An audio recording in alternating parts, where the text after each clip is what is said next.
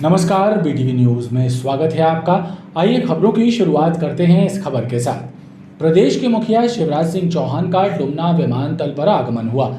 इस दौरान प्रशासनिक अधिकारियों एवं भाजपा के वरिष्ठ नेताओं और जनप्रतिनिधियों ने उनकी आगवानी की। दरअसल मुख्यमंत्री शिवराज सिंह चौहान भोपाल से डुमना एयरपोर्ट पहुंचे थे और वहां से हेलीकॉप्टर द्वारा सिवनी के लिए रवाना हुए। विकास पर्व में शामिल होने के बाद सीएम वापस डुमना पहुंचे और वहां से 7:55 पर भोपाल के लिए रवाना हो गए। बारिश के इस सीजन में लंबे इंतजार के बाद बरगी बांध के 5 गेट खोले गए हैं। इस नज़ारे को देखने के लिए डैम के पास सैलानियों की भीड़ लगी रही। फिलहाल पांचों द्वारों की ऊंचाई 0.80 मीटर रखी गई है, जिनमें से 530 क्यूमेक पानी छोड़ा जा रहा है। क्या मामले चल रहे हैं? मैंने बोला था 19।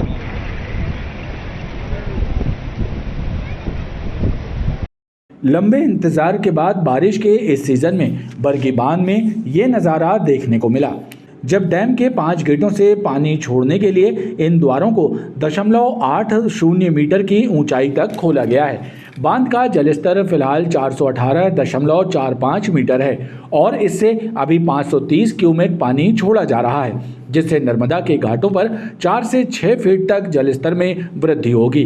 वहीं इस नज़ारे को देखने के लिए डैम क्षेत्र में लोगों की भीड़ लगी रही। यहाँ पे पता चला था कि बरगी डैम के 5 गेट खुलने वाले हैं और हम लोग यहाँ पे इस मनमोहक नज़ारे को देखने के लिए आ गए हैं। देख सकते हैं मेरे पीछे 5 गेट खुले हुए हैं और बहुत ही मनमोहक ये आप लोग को नज़ारा देखने को मिल रहा होगा। अगल बगल भी काफ़ी पब्लिक जुटी हुई है और बहुत एंजॉय कर रहे हैं हम सभी। नेपियर टाउन प्रेम मंदिर के पास बिना नक्शा स्वीकृत कराए बनाई गई 3 दुकानों को हटाने की कार्रवाई नगर निगम द्वारा की गई। कार्रवाई के चलते क्षेत्र में हड़कंप मचा रहा। पारिवारिक विवाद के चलते शिकायत के बाद तहसीलदार के निर्देश पर यह कार्रवाई हुई। राइट टाउन प्रेम मंदिर के पास बिना अनुमति लिए बनाई गई टीन के शेड वाली 3 दुकानों को नगर निगम के अन्य क्रांति दल ने बुलडोजर की मदद से जमींदोज कर दिया।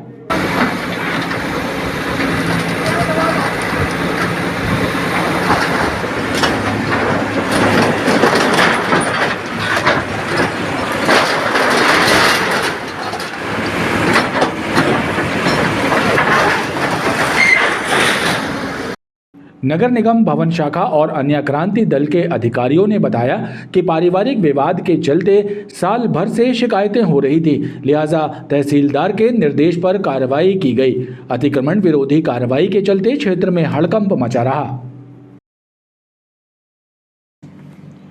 प्रदेश सरकार ने चुनाव के पूर्व प्रदेश स्तर पर निरीक्षक और कार्यवाहक निरीक्षकों के तबादले की लिस्ट जारी कर दी है।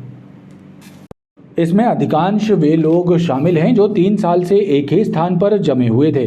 पहली सूची में 673 लोग इधर से उधर किए गए हैं। जबलपुर में 31 निरीक्षक बदले गए हैं। पैरामेडिकल छात्रवृत्ति घोटाले के मामले में हाई कोर्ट ने सख्त रुख दिखाते हुए निर्देश दिए हैं कि 24 करोड़ रुपयों की राशि पूरी वसूली जाए। इस मामले में कोताही न बरती जाए। अभी तक प्रदेश सरकार सिर्फ 13 करोड़ रुपए ही दोषी कॉलेज प्रबंधकों से वसूल पाई है। पैरामेडिकल छात्रवृत्ति घोटाले मामले की अगली सुनवाई 4 सप्ताह के बाद होगी। इस मामले में वकील ने बताया कि घोटाला 24 करोड़ रुपयों का है और प्रदेश सरकार अभी तक दोषी कॉलेज प्रबंधनों से सिर्फ 13 करोड़ रुपए ही वसूल पाई है। 4 कॉलेज संचालक सुप्रीम कोर्ट गए थे, उन्हें वहां और लौटकर हाई कोर्ट में भी कोई विशेष राहत नहीं मिल पाई है।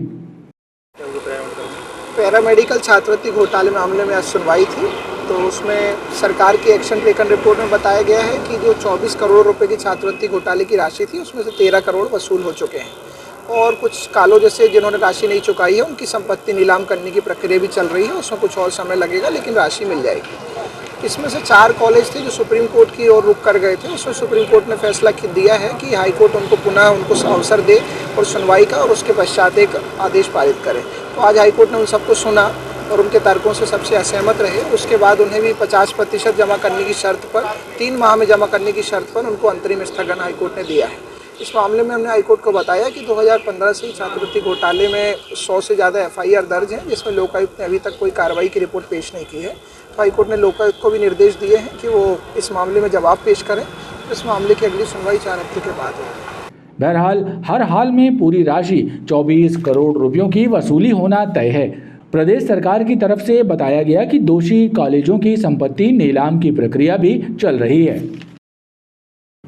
डाकघरों में अल्प बचत अभिकर्ताओं के रूप में काम करने वाले परेशान हैं।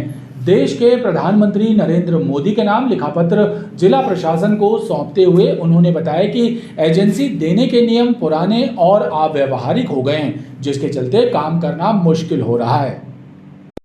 राष्ट्रीय अल्प बचत अभिकर्ता संघ के सदस्यों ने देश के प्रधानमंत्री नरेंद्र मोदी के नाम लिखा पत्र जिला प्रशासन को सौंपा है, जिसमें लिखा है कि देश के 5 लाख अल्प बचत अभिकर्ता परेशान हैं। सरकार की नई आर्थिक नीतियों में इन्हें सहभागी नहीं बनाया जा रहा। वहीं डाकघर की एजेंसी लेने के पुराने नियम अब अव्यावहारिक हो गए हैं, जिनके चलते काम कर पाना मुश्किल हो रहा है। अल्प बचत अभिकर्ताओं की रोजी रोटी समाप्त हो रही है।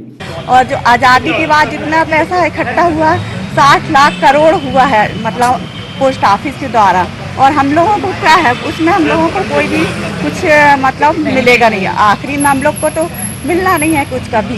जो अभिकर्ता है ये देखिए आज 30 साल 40 साल से काम कर रहा है, तो दिन पे दिन उसका कमीशन कम करते जा रहे हैं। दूसरी जो अन्य योजनाएं जो गवर्नमेंट ला रही है वो योजनाएं एजेंट से बाहर कर रही हैं। आज हम लोग इनडायरेक्ट डायरेक्ट रूप में हम लोग देश की सेवा कर रहे हैं। आज वित्तीय सहायता करते हैं हम लोग देश की, कि लोगों से पैसा इकट्ठा करते हैं और पोस्ट ऑफिस में जमा करते हैं। लेकिन एजेंट की जो है दिन पे दिन दरदशा हो रही है, उसका कमीशन कम होता जा रहा है। नई नई योजना एजेंट के से अलग कर दी गई हैं। दूसरी बात यह है कि जो एजेंसी सिस्टम है वो आज से 1960 से जो चला आ रहा है वही एजेंसी सिस्टम आज भी हो रहा है। हर 3 साल में रिन्यू कराओ, हर साल रिन्यू कराओ। संगठन का कहना है कि सरकार को अल्प बचत अभिकर्ताओं की स्थितियों पर विचार करना चाहिए ताकि उनके परिवारों का भरण पोषण हो सके। ट्रेन में मुसाफिरों के कीमती सामान चोरी करने वाले आरोपी और उनके साथियों को मदन महल जीआरपी ने जवेरा गांव से गिरफ्तार किया और उसके पास से एक मोबाइल एवं चांदी की पायल बरामद की गई है। पैसेंजर ट्रेन में यात्रा कर रहे नीलेश गुप्ता की रिपोर्ट पर मदन महल जीआरपी ने अज्ञात चोर की तलाश शुरू की। चौकी प्रभारी राजेश राज ने बताया कि चोरी हुए मोबाइल की CDR के आधार पर ग्राम जवेरा में दबिश देकर सुखबीर गौड़ और राजीव गौड़ को हिरासत में लिया गया, तो खुलासा हुआ कि राजीव ने पैसेंजर ट्रेन में चोरी की थी, जिस पे हमने मोबाइल सुखबीर से जब्त किया। राजन से पूछताछ की, जिसने बताया कि हमने ऐसी चोरी पैसेंजर ट्रेन में किए थे। जो चांदी की पायल उसके पास से बरामद की गई है, उसने बेचने की कोशिश की है। मुहर्रम शरीफ के आगाज के मौके पर परचम कुशाई का आयोजन किया गया। नया मोहल्ला हुसैन चौक में आयोजित कार्यक्रम के पूर्व मगरिब की नमाज अदा की गई।